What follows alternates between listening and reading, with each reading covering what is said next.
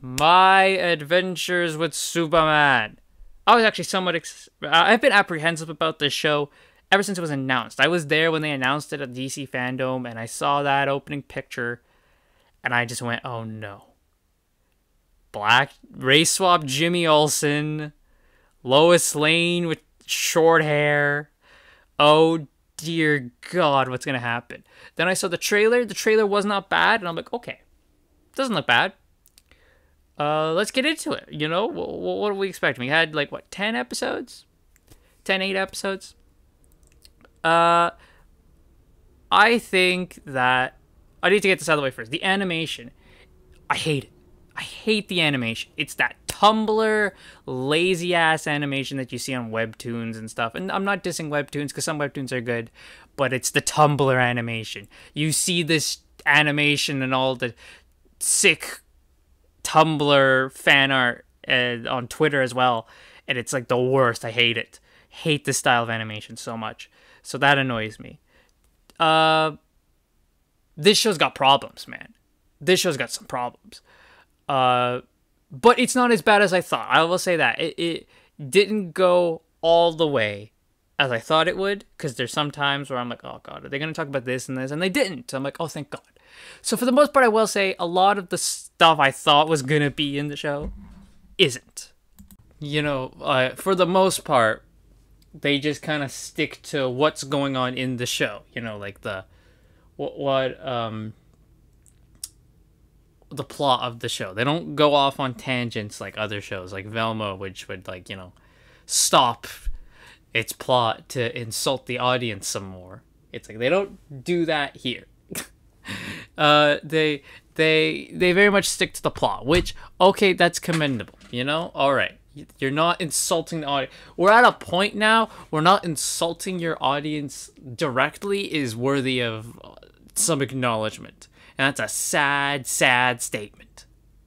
That needs to be applauded. That should just be one of the unwritten rules. Don't treat your audience like they're a bunch of idiots, and don't insult and alienate half of them. But no, that needs to be said now. So, let's start with... Let's just go in. Okay, so, what are things about this show I like? The use of this... There is, you know, they're actually using Superman villains. Okay, Livewire's there. Parasite is there. Mxyzptlk is there. Like, they use Superman villains. Okay, thank you for using Superman villains. The idea of a place like Task Force X going after Superman after hearing about this, you know, this alien who can fly, I could believe that. I could believe that they would be like, this guy is a threat to humanity, we need to get him under control. I could believe something like Task Force X could conceivably be going after him. I can believe that a bit. The romance between Lois and Clark is not the worst. There is better Lois Lane and Clark Kent romances, obviously. This one isn't bad. It's not the best. It's fine. Like, I'm not going like, oh, forced romance. It's like, they have their lovey-dovey moments. I'm like, okay. You know, like, this is not Clark and Jimmy. Because you know they would. So, there we go. There's also, though, let's get into... I will get into this. The way they do some of the villains. There's not really any super-powered villains. None of the villains really have superpowers. They're all using, like, weaponry. Like, Livewire isn't given lightning powers. She just has, like, gauntlets that shoot lightning.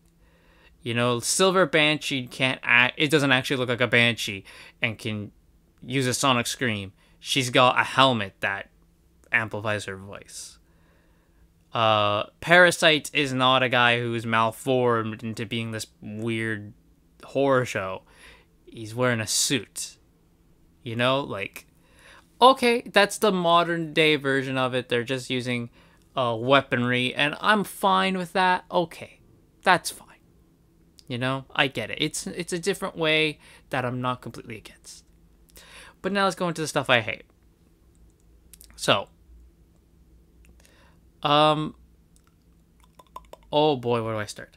Let's start with, well, I mean, they race swapped Livewire. There's another race swap there. Heatwave is in the show. Heatwave, like, you know, the Flash villain. Girl, gender swapped, and given orange hair. Dude looks like a lady.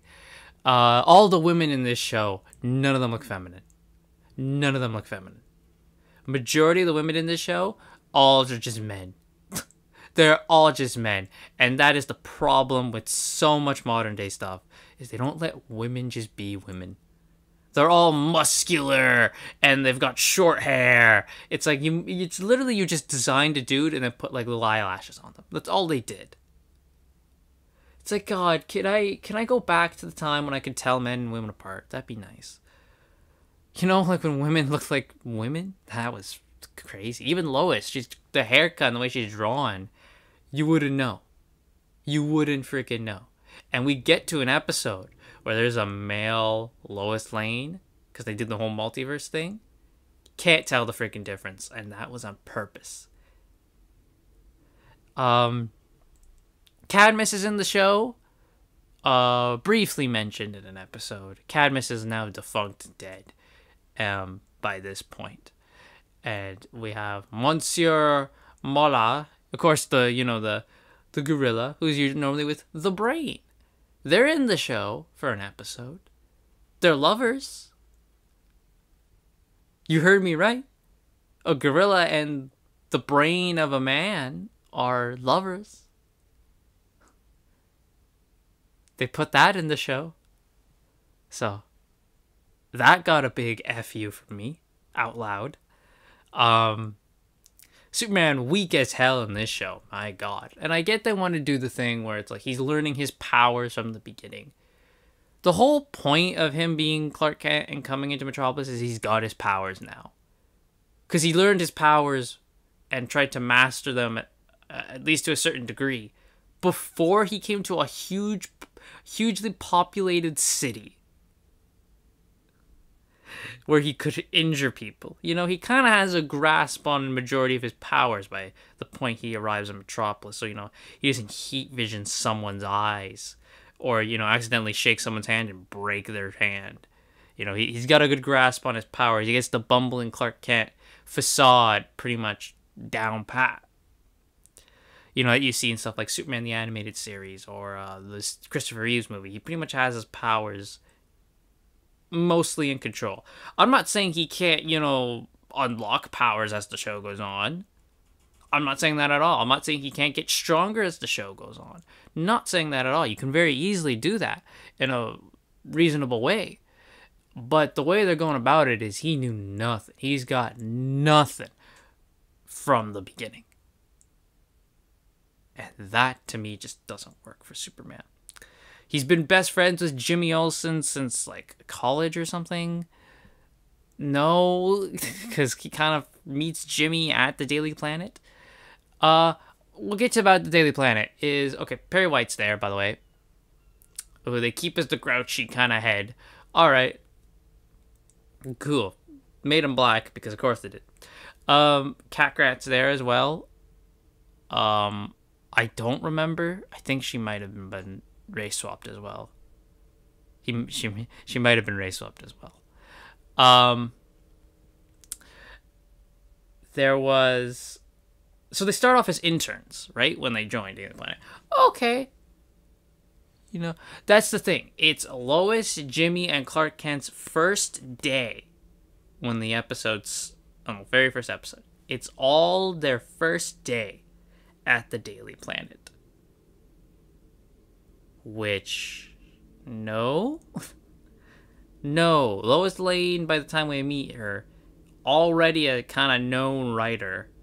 Jimmy Olsen, I can believe Jimmy Olsen coming on later as, like, the new photo boy.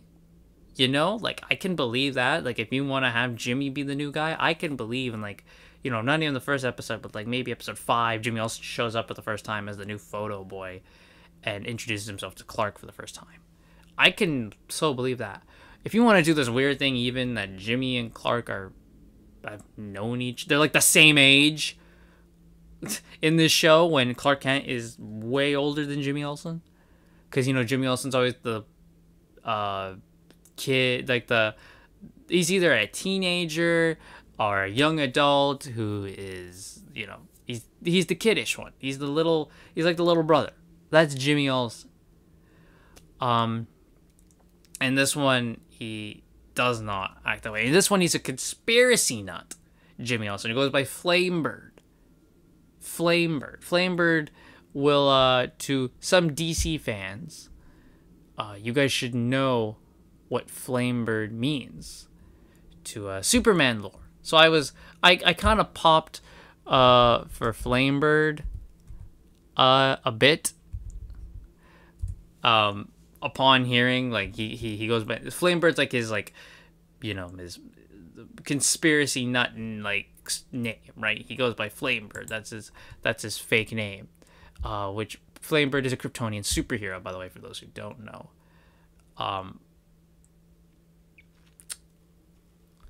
And like Kandor / Kryptonian lore, Flamebird was a superhero or a goddess or whatever.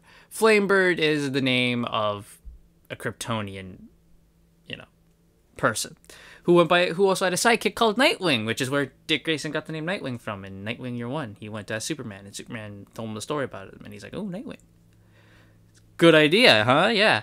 So Jimmy Olsen being Flamebird got a pop from me, okay? Because it's like, oh, you used DC lore, okay? Pop. That's how you pop me. Just use the lore. You use the source material, and I'll pop.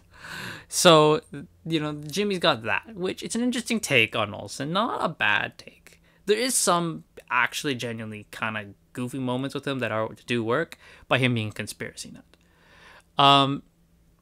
They do the whole thing with Lois where she wants Superman.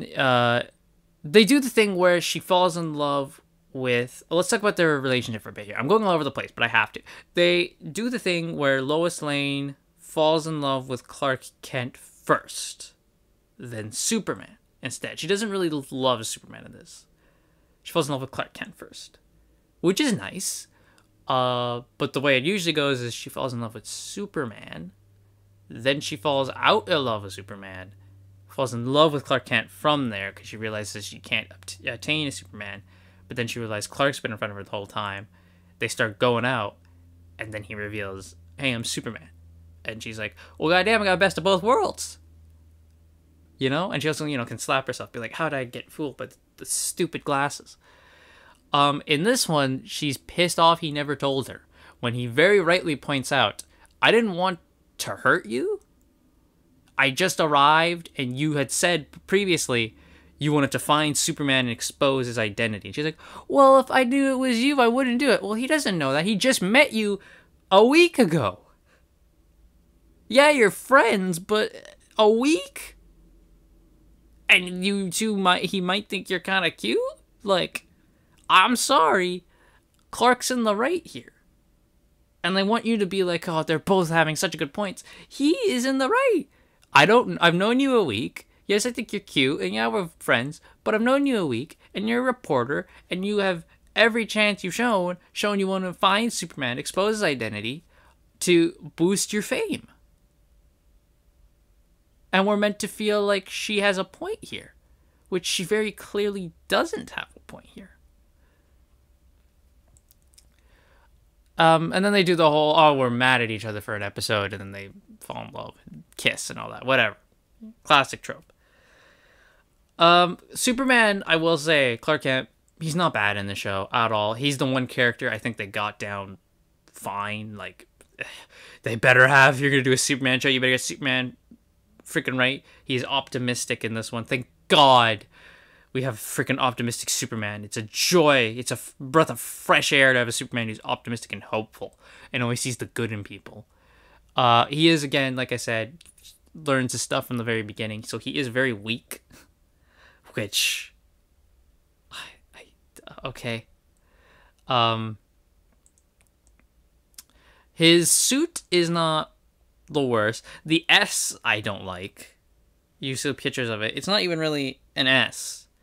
It's like a thing that vaguely looks like an S if you ask like a 1-year-old who doesn't know how to write, hey, draw an S. Like they see Superman, this is their version of the S symbol. He's got the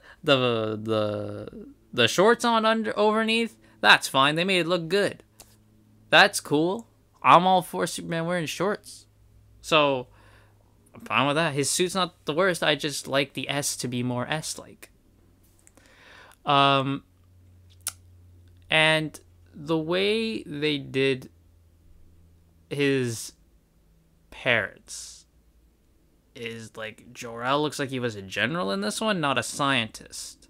If they come out and say Jor-El was a scientist in this, I'm gonna be like, what if buff-ass scientist with an eye patch? So for the lore in this show, by the way, it's the Kryptonians have apparently invaded Earth before in this. When a portal opened on what they called Zero Day, and Kryptonians attacked Earth, and that's why Task Force X was made and wants Superman, because they see him as like what happened on that day in Zero Day. You're just like then, you know? They're back. That's what they see Superman as. I won't spoil too much of who is leading Superman. I will talk about, though, that Deathstroke is in this show. Well, in name only. He's in the first episode. They call him Slade. This ain't Deathstroke. This ain't Slade Wilson. This is the Tumblr, Twitterfied version of what they think he is. Because he's got the handsome femboy face with the longish hair that's got a bang over his eyes, and piss off. Piss off. Deathstroke Slade Wilson is a hardened military veteran who went and had an experiment that went completely wrong. Like Deadpool. And it made him, not superhuman, but it gave him a better, durability and all that. And by the way, they put the bang over his eye. We're like, oh, he's gonna lose his eye. His suit in this show is god-awful. His suit in this show is god-awful. And you can tell they can't have real guns or real swords in this, so he's got, like, laser swords. And, like, all the villains use high-tech guns and stuff, which I could buy if it was, like, something like Inner Gang is in on this. Inner Gang is in the show for, like, an episode. And when you see what Inner Gang is, you're gonna be like... And if you're a Superman fan and you know what Inner Gang should be, you're gonna shake your head like I did. What they do to Parasite in this show, I don't like at all. Professor Ivo's in the show. We all know Professor Ivo, right? Creator of Amazo. The robot that can replicate the powers of the Justice League. And all the trouble they have to do whenever they have to fight Amazo. Like, we know Professor Ivo. In this show, they make him like a Tony Stark ripoff. Like Tony Stark before he became Iron Man. They make him like that. And he puts on the Parasite. That's Parasite in this. It's Professor Ivo, not Rudy Jones. He puts on the Parasite suit. It's like, I don't like that at all. That did not sit right with me. Mxyzptlk in the show is awful. The design is awful. What they did to him. That whole episode is just awful. The Mxyzptlk episode. There's the Council of Loises, like the Council of Ricks, or the Council of Reeds. And it's awful because Lois Lane's the most important being in the universe. Yeah, well, we're going to have a task force to take down a dimensional imp like Mr. Mxyzptlk. We're going to send 4 Lois Lanes to go and do it. Like, what the hell? Give me someone better. I could buy anything. Legion of Superheroes. Rip Hunter. Give me something than 4 Lois Lanes. Like, come on. Like, come on, man. But, okay. So, there's my... this review has gone on for a very long time, so I'll wrap it up now. But, my adventures with Superman. It has a lot of the stupid elements that you come to know in TV shows, but thankfully it doesn't highlight them and shine a huge spotlight on them like most shows would. Like most shows would be spending a minute on the fact that Livewire is now a black girl. You know, most people would be spending 5 minutes on the fact that Jimmy Olsen's black and he's having to deal with the racism in the Daily Planet. They don't deal with that because they know no one's gonna buy that shit. So I do appreciate that. But then again, the people who did this show, Josie Campbell, one of the producers on the show, she did that awful She-Ra show on Netflix. So I was very apprehensive. I think they told her to curve that a bit, or like they've told her, you calm down on some of that crap. You're not doing that to Superman. Even though Superman's been ruined in the comics. John Kent, don't get me started. So, My Adventures Superman. It, for what we got, is fine. I'll give it, being nice, like a I'll give it a 6 out of 10. That's the most I can give it to be nice. Is a 6 out of 10. There's like, what, 10 episodes? 10 or 8 episodes? Not confirmed there's a season 2. I don't care if there's a season 2. I'll watch if there's a season 2. But I'm not holding my breath for season 2. So that's it. My Adventures Superman, 6 out of 10. Did you watch the show? What did you think? Let me know in the comments, and why we can all agree that the Superman animated series is 50 times better.